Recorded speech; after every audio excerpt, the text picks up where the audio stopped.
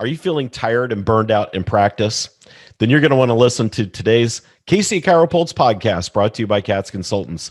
I'm Dr. Michael Perush, and I'm joined in the studio today with my good friend and co-host, Dr. Troy Fox. Troy, you and I both have experienced burnout. Oh, yeah. And sometimes when you get to that point, you're kind of left with this question of, do I take time out? Or do I just let myself burn out? And what happens when I burn out? And you and I had this both happen to us in practice and kind of treated it two different ways. So I don't want to say we're experts on it, but we sure have some experience with it. Oh, yeah. Yeah. So, I know for me, my practice was going gangbusters. I mean, we were just busy. We were seeing over 2,000 patient visits a month. We had 14 staff. We had 5 doctors on staff. And holy cow, it was just all I could do to keep my arms around it. And I just got to the point where I needed to change. It just wasn't fulfilling anymore. And I just had to change. And your experience up to that point was similar, but we both handled the results a little bit different. Right. So let's just talk about that. Yeah. So in my case, I had an opportunity to come along that was completely outside of chiropractic, and it wasn't service related. And I think as chiropractors, we're kind of wired in a certain way. You love on your patients. You love what you do. Yeah, for sure. You love your career choice, or you wouldn't be in it. I see very few chiropractors that don't enjoy patients. Now, we all have the occasional patient that kind of rubs us the wrong way, or is a lot of extra work, and mentally and emotionally we're tired after working with them. But for the most part, we're pretty geared up. I know I am every morning to go in and see patients, and I'm pretty excited when the first person walks through the door. So in my case, I went in a completely different direction, and I bought into a company that had nothing to do with service whatsoever. It was very technical, and I immersed myself in that initially. And initially, I didn't feel the loss of chiropractic because I was so busy trying to learn a new trade, a new career, and trying to learn how to run the business, how to do everything that the business did. Because as a good owner, you want to know how to do everything. And so I went and did all that. Here's what I found out after a while. I found out after a while that I was completely unfulfilled, and my heart ached. I missed chiropractic, and I missed chiropractic because I missed the patient interaction. I missed that smile on somebody's face when you were able to solve a problem for them that nobody else has been able to solve.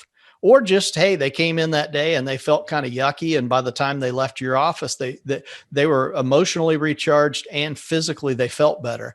And so I really missed that interaction.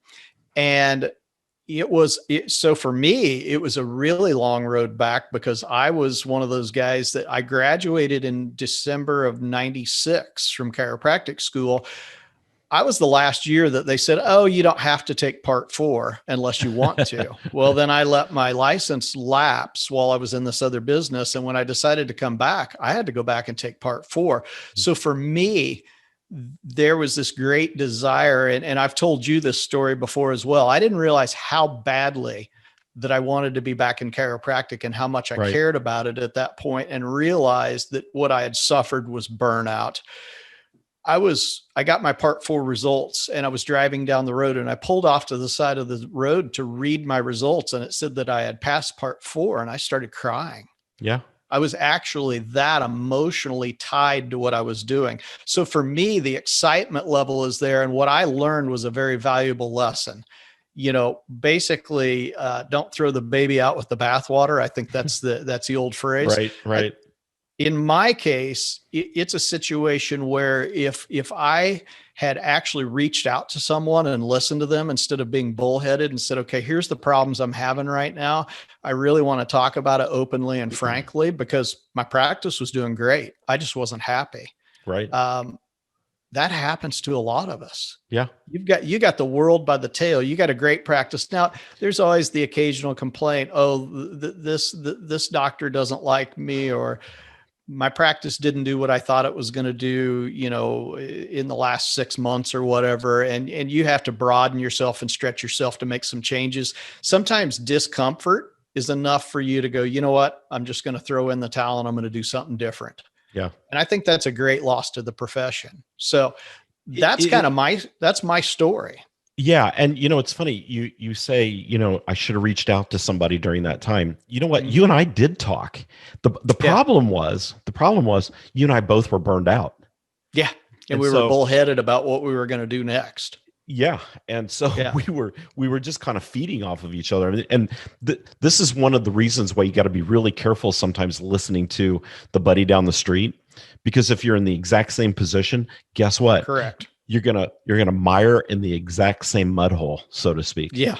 That So is there's that's so true, and I It's didn't even true. think about that. Yeah, that Yeah. at the time the conversation was very like minded, and we supported each other Yeah. rather than saying, "Hey, why don't you take a critical look at this?" Yeah. No, I think I remember saying something like, Trey, that's an awesome idea. I wish you the Yeah, best of luck. yeah, exactly. And my experience was we were so busy and I was so busy managing the business that I really wasn't seeing patients much anymore. And so I Hmm. was starting to lose my connection just a little bit to chiropractic. And it Yeah. became more about the business itself until I realized that we were on a path that was just not sustainable. Hmm. It was getting to be way too much. It was too hard for me to manage. I would walk through the clinic and I'd look around. I didn't even know any of the patients. I'm like, I'm losing my connection here. So I took a timeout Hmm. at the beginning of my burnout, and I was forced to take a timeout. Thank you, Lord, because I injured my elbow and I was literally Hmm. out of practice for several months. Even though I wasn't seeing patient visits much, especially in those first 6 weeks while I was rehabilitating, I was either camping out in my office or I was camping out at home during that time. Hmm. And it really gave me cause to reevaluate what we were doing. And I took that time out to totally turn the model around. And instead of being on this constant path of grow, grow, grow, I flipped it around to a constant process of retain, retain, retain. And we worked Right. on retention, which all of a sudden I realized I woke up one day, I don't know, probably 6 months into it, realizing, oh my gosh, we're so much more profitable. And here was the best part. I could take time off from the practice too, Hmm. and the practice Hmm. would still be there. And I was back in patient care and loving chiropractic again. Yeah. And I think when you lose that connection, because you and I both did, when you lose that connection to your chiropractic heart, Yeah. I think that's when burnout starts to ensue a little bit. And I want to piggyback on something you said. You said something about we get uncomfortable or it Hmm. gets a little tough. Yeah. I think what we've learned over the years is that those are the times when actually we grow the most. And if we'll True. just take a step back and take that time out for just a minute and really look at where we're at, sometimes that rocky road, that bumpy path is nothing more than, hey, you're growing a little bit and maybe you just need to retool your purpose and your why just a little bit and refine it. It's that refinery of skill working towards mastery that makes you valuable to people. And Yeah. if we stay in one spot all the time, we never get there. Yeah. And what's really interesting about this is you and I are so like-minded about practice, but we got there a different way. It's kind of like when you look up on maps and you try to figure out how to get to a certain location and you see like There's the two ways. fastest route. And then all of a sudden you see this one takes 8 minutes longer. I'm the one that took 8 minutes longer. I took the longer route to get there, but literally when I fired my practice back up again and went at it full again, I Now had it's come to the exploding. same, I came to the same conclusion you did though. I came Yeah. to the conclusion that I was more concerned about patients getting well and staying well. And the model that I was practicing in, which was more of a sickness model, even though I was saying I was practicing wellness, I was dealing a lot with acute patients that wanted help right now. Mhm. And they wanted to walk in the door and feel better that moment, and they really weren't understanding how chiropractic care worked, that it takes time sometimes to feel better, and not even considering nervous system components and all that, and really Right. some of the philosophy that goes behind chiropractic. So sometimes when you guys hear me talk, I'm very strong about philosophy. Yep. And when I say philosophy, sometimes that's a dirty word in chiropractic, because sometimes people say, oh, well, that means you believe blah, blah, blah. And that's, science has proven that that's not really true and how it works anymore. No, I struggle with you guys the same. When a patient walks in the door and says, my previous chiropractor before I moved here told me blah, blah, blah. I'm like, it doesn't make any sense. I get that they were trying to explain it in a very simple manner, but I think your philosophy and understanding how chiropractic works from a wellness standpoint leads you to explanations that make sense to patients as well. So I think there's a very important journey that we take, and some people get there easier because you and I both know people that have been in practice for 30, 35, 40 years. Right. They've never left. Right. And they didn't get burnt out. And for some reason. They found a way to manage their practices. And it's so funny that you and I both took that journey, and then we ended up with such a love for chiropractic. And Yep. I'm thankful for that journey. I'm thankful that I didn't stay at the time. And that sounds really kind of counterintuitive, but it really gave me such a great love for chiropractic care and a greater love for my patients. Right. Right. Well, and I think just in general, our profession's been taught over the years that, just keep your head down, just keep going, keep going, keep going, keep growing. You need a second location, you need a third location, you need, you need to have 9 associates and you need bigger space, and now you need more staff. And I think you have to be really careful to periodically take that time out and take a step back and really look at your practice. And is it fulfilling your why? Is it your purpose? Are you staying connected to it? Is it profitable for you? Is it really the path that you want to be on? And those are the keys to not getting burned out, along with you need to take a time out in the form of a vacation 3 or 4 times a year too. But I think we just all have to take that step back. And this is where a good coach comes into play. I'm not going to go down that path today, but a good coach will help you see when that's happening, and will help you take that time out and really dig deep and take a look at, where's my practice at?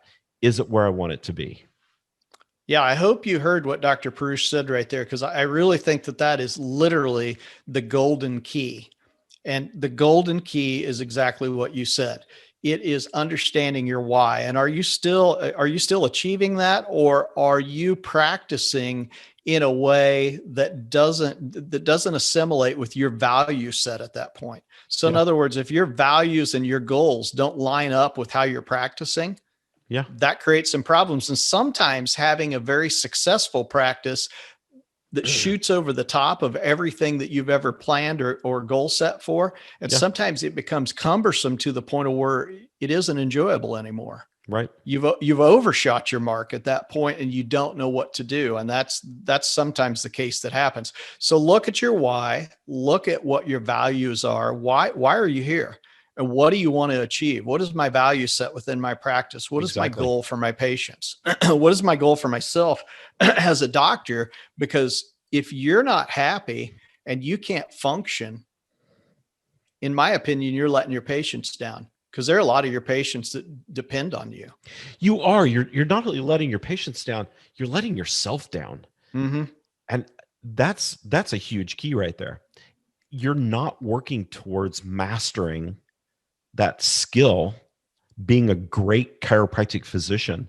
You're not mastering that skill. And then and Troy, you and I see this all the time. We see it happening. You can just see the pins dropping over as it happens. It's then you start getting poverty complex. And then you start convincing yourself, because of that, well, patients just don't want to pay me. Patients just don't want to schedule. Patients don't want to come in. Patients don't, they don't buy into treatment plans anymore. And you start making all these excuses for where you're at, and you just keep going down, down, down, down, and you get down, but you keep doing what you've been doing and don't make the change. Timeout or burnout. I mean, so true. It's one or the other. If you don't take that time out once in a while, you are going to burn out. And if you don't, you just got lucky. So what do we recommend? I love this because it absolutely will recharge you. But what do we recommend? How much time do we recommend a chiropractor take in a year's time? Well, I always recommend, number one, that you take at least 4 weeks of vacation. Mm-hmm. And during that time, take a little reflection time. But a timeout might just be a long weekend too, where you just Mm-hmm. you take all your office reports with you and you go through them and you just spend some time, quiet time, really looking and evaluating the process. I know when I was down with my elbow injury, Marissa would drop the daily reports off at my house, Mm-hmm. and I was going through them, and I remember I looked at my wife one evening and I just said, "This isn't doing it for me anymore. I've got Right. to make a change. This is our business. This is our livelihood. Mm-hmm. I need this to work." Right. And I think it was like the next night I told Marissa to come by the house on the way home, and I just told her, I said, the three of us right here, right now, are going to agree that we're making some changes, and they're going to be Mm-hmm. massive changes. Right. And when we put them into place, oh my gosh, practice was so much more fun again. We were Mm-hmm. seeing the patients that we could connect to.